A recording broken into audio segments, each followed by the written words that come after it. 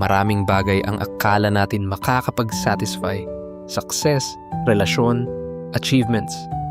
Pinaghihirapan natin ang mga ito. Iniisip na kapag nakuha na natin, magiging buo na tayo.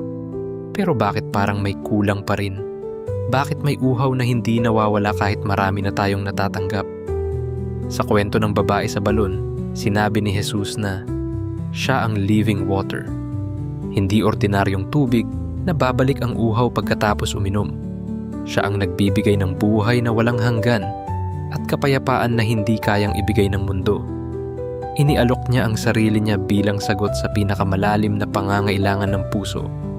Kapag si Jesus ang source mo, hindi ka nakaasa sa temporary things para maging masaya.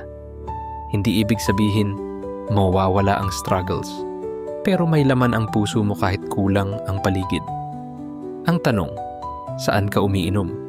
Sa pansamantala o kay Jesus na nagbibigay ng tunay at walang hanggang kasiyahan?